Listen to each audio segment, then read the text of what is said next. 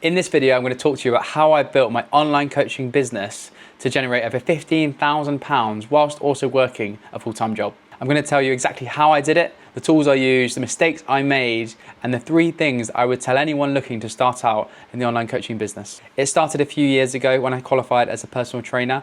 I did my level 3 personal training qualification online, and I did it part-time during evenings and weekends outside of my full-time job. Whilst a lot of the elements of the course was delivered online, there were also practical assessments that I did in a local gym where I'd bring my own client, walk them through a warm-up, the actual session and cool down to show that I was a competent personal trainer ready for qualification. Once I qualified, I started coaching people face-to-face in my local gym. At first, I would coach my friends and family for free just so I could build up my experience and confidence on the gym floor. After about a year of coaching people face-to-face, I wanted to help more people that weren't able to make it to the gym that I was working at. So I decided to start coaching people online. And my first setup was very, very basic. I would handwrite every single training program, each bespoke to the individual that I was training, put it in a PDF, send it over to WhatsApp, and we would track all the exercises, reps, weights in the WhatsApp chat. I look back now and find it hilarious how I managed to actually coach people using WhatsApp and voice notes. But actually it was quite effective. I didn't charge any online coaching clients to start with because I wanted to build my experience and competence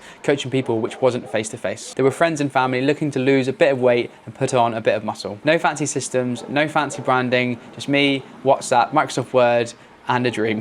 But actually I look back at this period of my life and it's given me a lot of experience that I still use to this day. When I started to build a bit of confidence training people online, I then decided to start charging for the service that I was giving. And at first I had no idea how much to charge. My face-to-face cost was £15 an hour, and the way I worked it out was it would take me between 4 and 5 hours every month to help service and coach these people online. So I settled at £50 per month as my opening online coaching price. And when I managed to get a few people locked in at £50 a month, I felt like I'd made it as a coach. I was still doing face-to-face coaching, and all of this was alongside my full-time job. So I would use my evenings and weekends to coach people face-to-face and service my online clients. I think it's really important that if you're considering online coaching, you should definitely try and get some experience face-to-face coaching first. The reason I say that is because a large part of coaching face-to-face or online is communication. You need to be able to communicate how to do certain exercises, why you're training them in a certain way, why they're dieting or nutritioning themselves in a certain way. And a lot of that experience can be gained faster and more efficiently face-to-face at first. Also, when you're giving clients training cues for different exercises, some respond well to some, whereas others don't respond to them at all. So understanding what training cues are most effective when you're training people online or in person is really, really important. I was really enjoying coaching people online because it meant that I didn't physically need to be on the gym floor and I could basically work wherever I wanted in my spare time outside of my full-time job. What I found amongst my clients is that a lot of them had similar questions to each other. For example, how do I do this exercise? How much protein should I be having? Should I be taking creatine? So what I decided to do was make content based off of their questions and post it on an Instagram that I'd just created. And that's where my posting on social media content journey began. Free content, tips, workouts, supplement advice, how to do certain exercises, all of these were posted to my Instagram account, which at the time was called Tilted Fitness. Essentially, I was just trying to provide value without asking for anything in return. I didn't really know what I was doing at first, but I kept going anyway. Eventually, I got to 10 clients and I felt that I had made it. I had won at life, I'm good to go, I'm the best coach in the world. But I was still managing everything manually. WhatsApp check-ins, Word documents, exporting PDFs, it was becoming a nightmare and it wasn't scalable beyond 10 clients. And if I did try and expand it beyond 10 clients, I couldn't give my existing clients the service that they deserved. I have a very good friend who was also coaching at the time who was using an online app called Everfit. So I asked him about it and he explained that there are multiple apps online that personal trainers can use to move their training online and in an app. You've got Kahunas, you've got True Coach, you've got Everfit, you've got Trainerize. There are loads of platforms out there, and if you're considering moving online, I would suggest and recommend that you look at each of them carefully and decide which of them helps you give the best service that you can deliver to your client. I landed with Everfit. The layout just worked for me, it was simple, and I really enjoyed the pricing structure. Transitioning my clients from WhatsApp to Everfit was an absolute game changer. Suddenly I had proper check-ins, progress photos, body metrics. I could see the macros and the breakdown of the food because they would track on MyFitnessPal, and that would come over to Everfit so I could see the weekly food consumption. It was fantastic. I didn't need them to send screenshots on MyFitnessPal anymore. It was all in one place. I even went to my local gym to film over 150 exercises,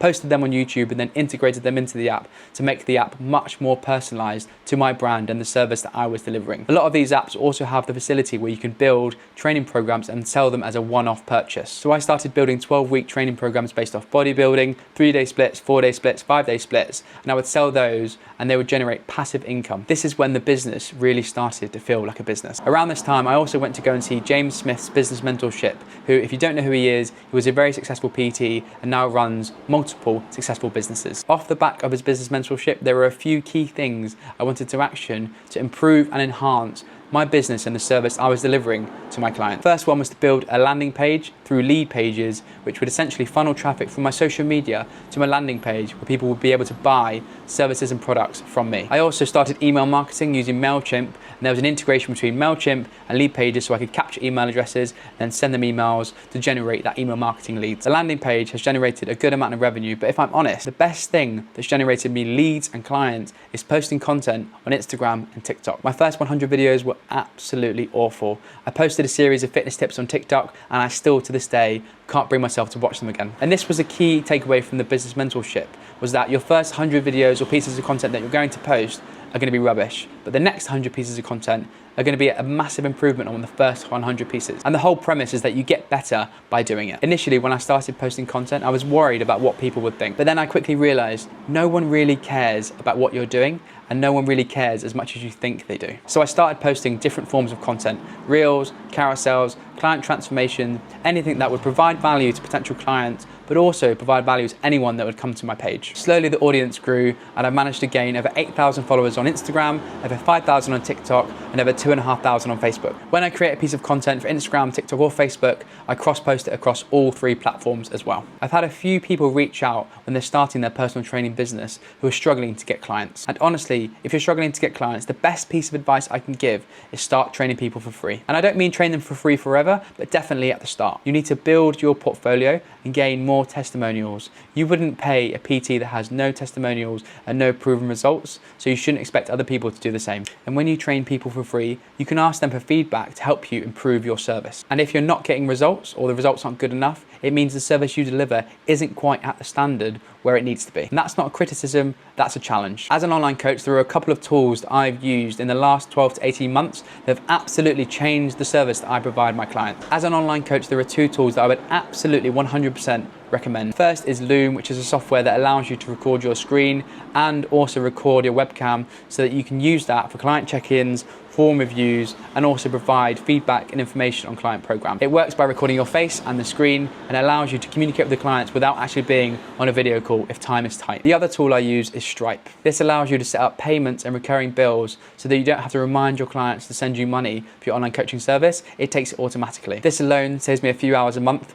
and there are some small fees associated with it, but it's absolutely worth it in my opinion. Now I've explained how I built my online coaching business, these are the 3 key pieces of advice I would give for anyone looking to start out building an online coaching fitness business. Tip number 1 is offer coaching for free at the start. Leave your ego out the door. You haven't earned the right to start charging premium prices yet. You need reps, you need experience, you need results, and you need a portfolio. Swallow your pride and build something worth paying for. Tip 2 is build a personal brand and post online content. The content that you post can be a mixture of providing value, documenting your life, because people like to build a connection with who you are. You could provide fitness advice, you could provide life advice, you could document what you're doing on a day-to-day basis. The market isn't saturated when you use your personality to build your brand. No one else is you, and that is your biggest advantage. My final tip is learn from your clients. Not everyone wants a bodybuilding split, and what works for one person doesn't necessarily mean it will work for every single other person. Listen to what people actually need and want and build the service that you give them around that. I hope you enjoyed this video, and if you have any questions about building an online coaching platform,